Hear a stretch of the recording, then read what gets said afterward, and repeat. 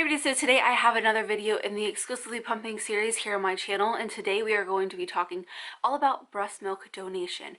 Now I want to say first and foremost that I know this can be a little bit of a sensitive subject in the breastfeeding world. However, if there's going to be any kind of comments that are going to be construed as shaming a mom for choosing one way or another, they're going to be deleted and I'm not going to allow them on my channel.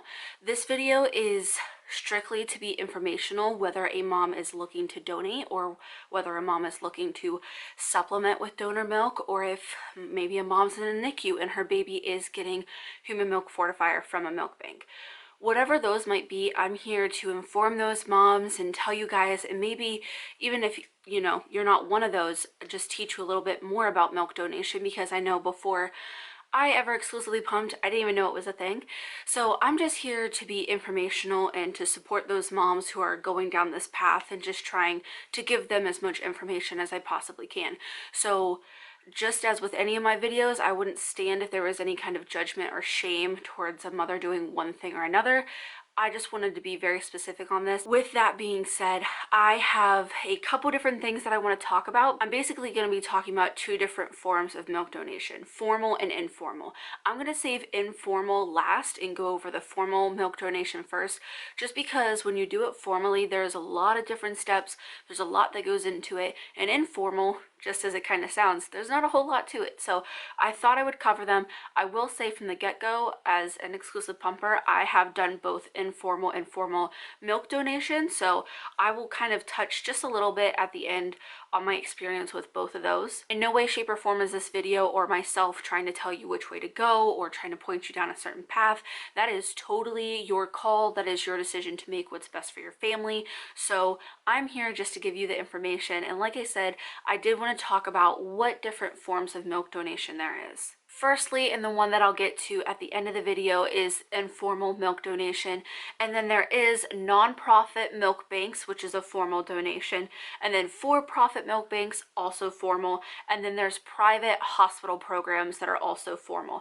And what I mean between informal is that with these programs, whether it's the private hospital, for-profit or non-profit milk banks, they have systems in place. There is screening, there is testing, there are questionnaires, there are forms to be filled out, you have to regularly reapply, things like that. Whereas informal, there's not really that much. And like I said, I'll give you more details about informal, but I just want to kind of give you a little bit of a comparison between the two, just in case you've never heard about any of this before.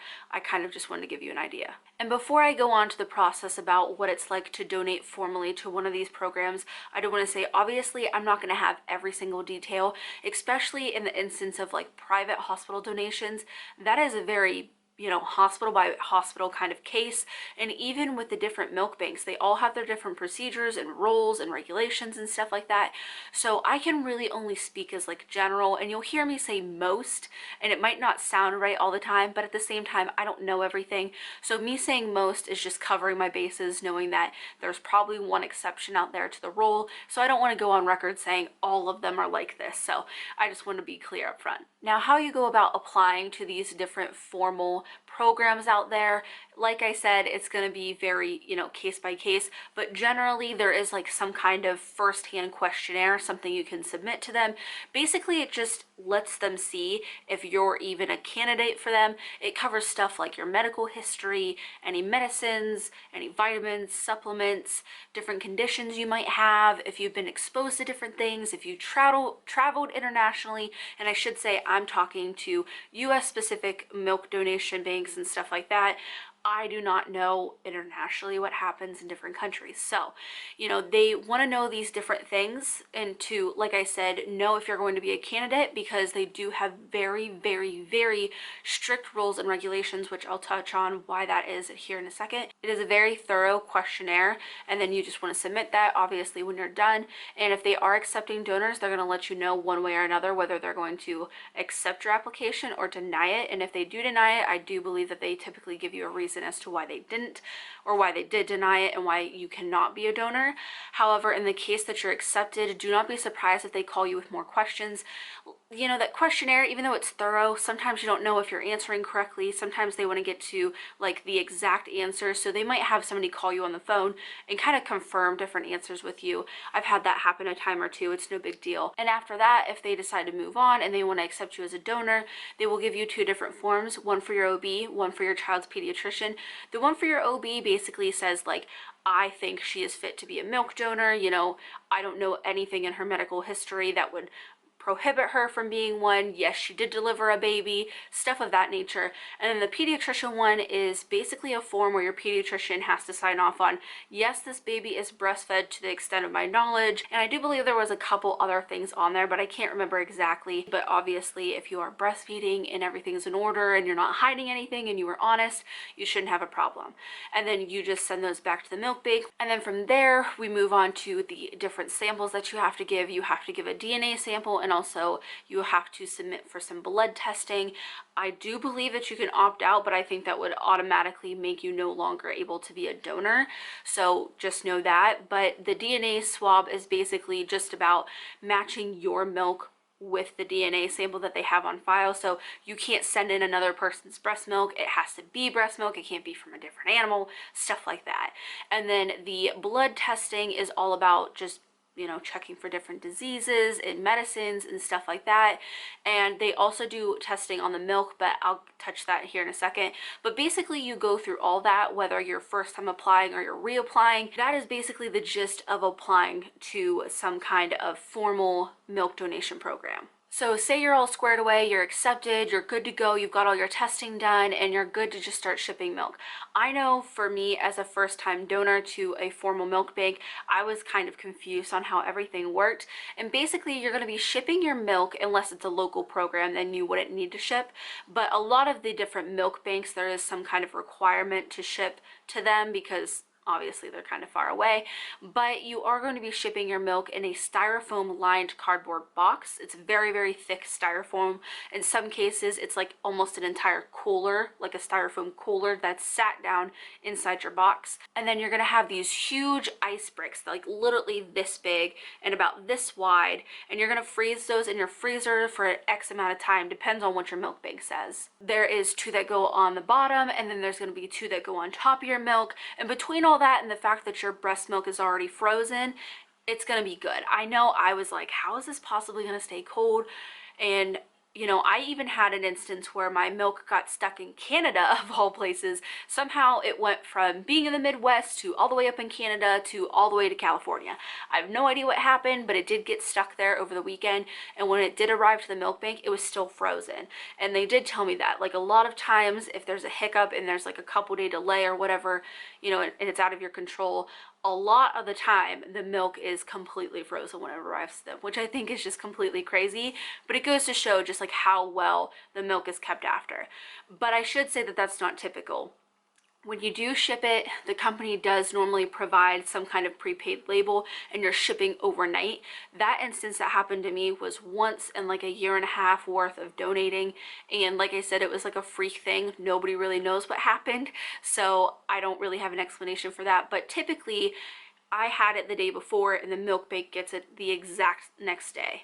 You are also going to be putting your breast milk bags into another thick lined plastic baggie, and then they typically have you zip tie that, close it off, and then you also have some kind of form, basically the form saying that this is my breast milk and stating if you had any sickness or if you had any medication. But you know, typically if you're, you know, in healthy condition, you don't have anything to report. So that's basically the gist of sending your breast milk in. And if it is a local donation, I don't really know how that would work, but I would go along the lines of saying you probably just have to set up a time to drop it off at your local milk bank or your local hospital, whatever program you might be doing. But that it would probably just be more of like a scheduled appointment. That way they can make sure that they do get that milk into a freezer right away.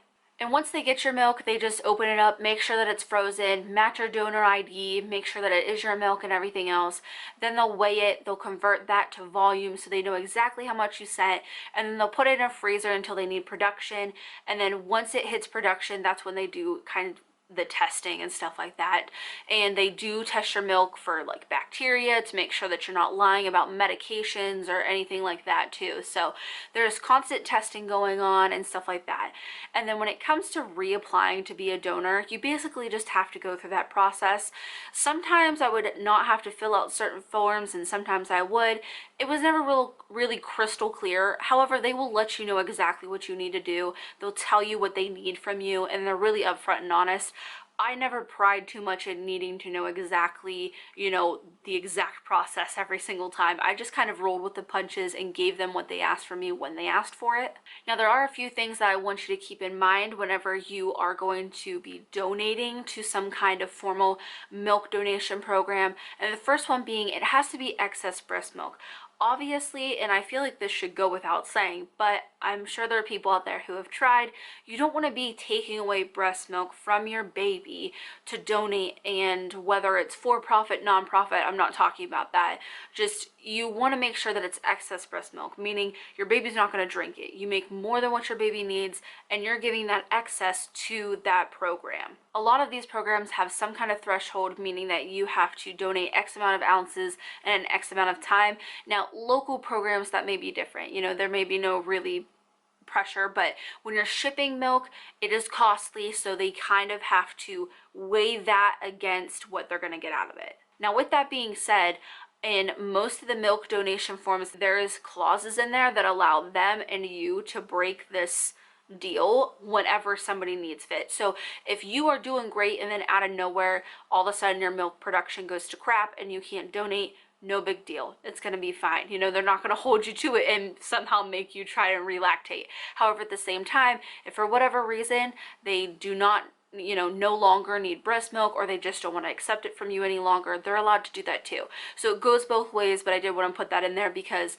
hearing that you have to meet a threshold is kind of scary. However, I think most people who want to donate, it is pretty doable for the most part. So just want to put that in there. Most milk banks pay their donors $1 per ounce. Like I said, it's going to vary from milk bank to milk bank, maybe more, maybe less, really depends. However, for the most part, that is what people pay. And the last couple of things I wanted to mention were very, very serious. You have to make sure that you alert them to if you're sick, if your children are sick, or if you start taking meds, or if you're on meds, what kind of vitamins you take, supplements, anything like that, you have to tell them. And the reason being is that when you are donating to some kind of formal program, whether that be a local hospital or a nonprofit milk bank or a for-profit milk bank, it's all generally going to the same place, which is fragile NICU babies. And in my lactation courses, I learned a ton about the NICU. And honestly, my heart goes out to any of you who have ever had NICU babies, because it just sounds like an emotional roller coaster. It may seem overkill that they have certain guidelines, you have to do certain things with your pump parts, and that you have to store your breast milk a certain way, and they have all these rules and regulations, but honestly, it's not. It is at the end of the day for the protection of the very medically fragile children that are going to get this breast milk. What you're doing is amazing, but by no means should you be like cutting corners or like slacking or trying to go around the rules, because these babies are just, they are the most fragile. I don't know how else to say it. Fragile is just the best word I can think of. They are not full-term babies. They are not equipped with what regular children are to fight off viruses and bacteria and diseases and other things. They are not well equipped for that. So for that reason, they need to be like given the best of the best. And breast milk is a wonderful thing. It does great things for NICU babies. It does great things for all babies. We know that. That's why we're here. We have to make sure that the NICU babies getting this are getting things that their body can tolerate. Like I said, different meds, different things you take, stuff like that. It can be hard on their bodies, which is the reason why the milk banks have such strong regulations. I lied. The last thing that I want to talk about really quickly is to just make sure and do your homework before you choose whatever program you're going to get yourself into. There have been really awesome ones that I've heard great ones about, and I've heard some really awful things happening in other milk banks. You want to make sure that it's legit. You want to ask around, maybe join a couple of breastfeeding groups and, you know, ask and see if people have donated here or if they've received milk from here or whatever it might be. And that'll kind of give you a feel of that. But I did want to say, just make sure you do your homework. I would hate for a mom to donate milk and it not go where it's supposed to. I just can't even believe that. When my milk went to Canada, I was freaking out because I didn't think that my milk would be able to be useful, you know, and it just felt like, what a waste, because I had sent something like 800 ounces and it all ended up in Canada. And I was like, that's 800 ounces that a child could have had, you know? So my heart goes out to any of you who have had to deal with crappy milk donation programs or anything like that. But like I said, just make sure you do your homework. So now we are on to informal milk donation. And I just want to say first and foremost that technically by a lot of different professionals, this is discouraged. And it's basically because there is not the rules and regulations nor the screening involved in formal donation. You know, I just went over all that and you heard how crazy it is to apply to be a donor and stay a donor and all that. Whereas an informal milk donation, you don't have that. It's basically all on the honor code.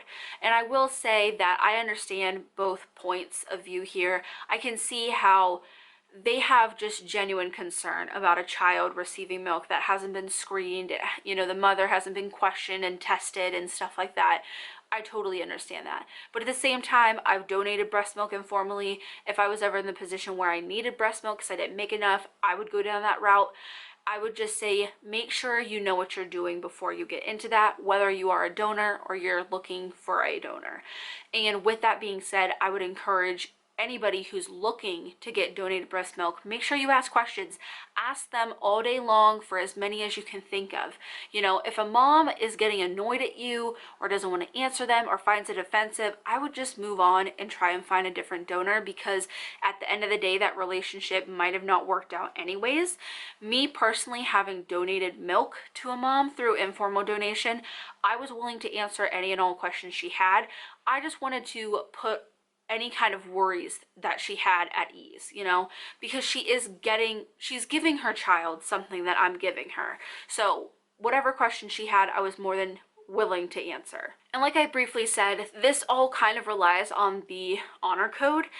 We like to think that moms would not freely donate their breast milk if they had some kind of crazy illness or disease, or were taking intense medications or abused alcohol or drugs or anything like that. You know, it just doesn't make sense for somebody to freely donate their breast milk if they were going through those things. So like I said, it's on the honor code and you want to make sure to ask questions. And I have personally seen parents offer and want to get their donors screened before taking their breast milk, which if I was a donor, I'd have been down for that. If you need me to get poked and prodded a couple times to take my breast milk and you and your children can use it, by all means, I'm good for it. So I know that as a route, I would feel like you would just have to pay whatever that person's insurance wouldn't cover or whatever the cost might be for screening, and that would be that. A couple little pieces of information for people who might be looking to donate informally. You know, there are a lot of parents who are willing to replace your bags, but don't expect that because not everybody can afford to. With these informal donations, they're almost always local. You know, you might find somebody who's across the states and is willing to ship your breast milk and pay for that and all that good stuff, which is amazing if you're able to do that. However, most, I would say like 98% of the time, you're gonna find that all of it's just gonna be local meetups, or maybe you going to their home or they coming over here. I've done a lot of different things over the years. And the last couple things have to do about the community surrounding the informal donations. I will put a couple links to a couple Facebook pages down below. The two that I always recommend is Eats on Feets and Human Milk for Human Babies. And those also have state pages, so individualized state pages, so you can find local milk or donate locally to moms.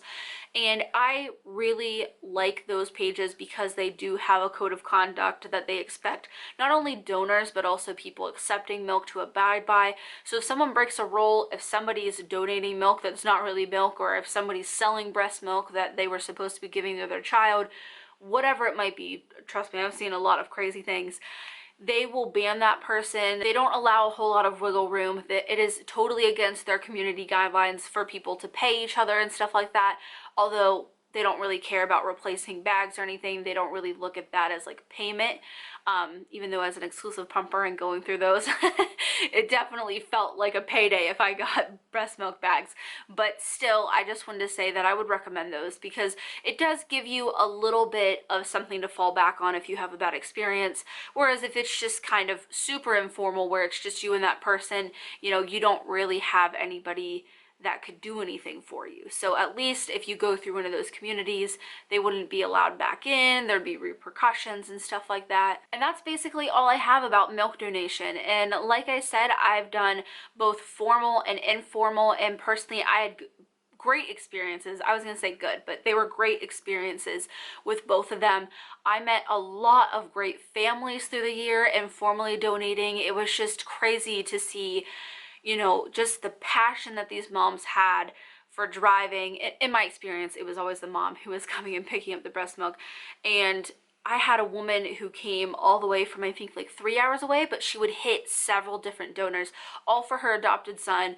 And then I met a couple other ladies whose stories were just absolutely just out of this world amazing. And I'm just so glad at the end of the day that my breast milk that Remy was going to take, or Sophie, because I did donate towards the end with her too, I'm just glad that that breast milk could go to them and be useful. And I don't know, it was just, it's a very heartwarming experience, I guess you could say. You just feel very connected with those people. And I know a lot of people donate and they keep that relationship going and they end up being long-term friends, and that's something great too. So it's just something, I don't know, that I'll always have in my mind. It was just such a great experience. And the formal milk donation, you know, I might have not got to see the babies that I helped or got to meet the families or anything, but you know, the milk bank that I donated to, they would regularly send flyers of like, these are the different kind of children that you're helping, and they would have pictures of different babies and families and stuff, so you got an idea of where your milk was going, and that felt good also. I never between the families or even the formal milk bank have I ever felt like just used, or that they were only after one thing. I felt very taken care of and appreciated with both experiences, and I'm glad that I was able to do that because, you know, I am fortunate enough to overproduce, but I'm also glad that I was able to do something with that, because if Remy wasn't going to eat it, I wanted obviously for somebody to have that and to feed their children with, because, you know, breast milk is an amazing thing and it can do a lot of great things with babies. So I don't know, I think that's about everything that I have, everything for my notes and my experience. If I left out anything that you're wondering, leave it down in the comments. I'll do my best to answer it. And like I said, no matter if you're looking to donate or if you're looking for donor breast milk, I hope you can find whatever path is right for you. Don't let anybody try to tell you one way or another what's the right way and what's not the right way. Trust me, I know people have their opinions on it, but breast milk really is like a priceless kind of thing. There's definitely not enough of it to go around. It'd be amazing if there could just be this flowing abundance of breast milk and all the babies could be on that, and you know, nobody had to worry about production or anything, but we're not there. So it's amazing that we have communities in different ways to donate to each other, and I really think that's a beautiful thing. Whether you get paid for it, whether you do it for free, whether you do it for a friend, or it's informal or through a program, whatever it might be, what you're doing is a beautiful thing. And those moms who are taking in that breast milk, you are amazing. Seriously, such a superhero for going through the trouble of getting your babies those breast milk, whether you're driving all over the place or if you've asked for it, or if your babies are in the NICU and you're just holding strong. All of you mamas are amazing, and you know that. So that is everything that I have for this video. Like I said, if you have any comments, leave them down below. I'll do my best to answer them, but I hope you guys enjoyed the video, and as always, thanks for watching.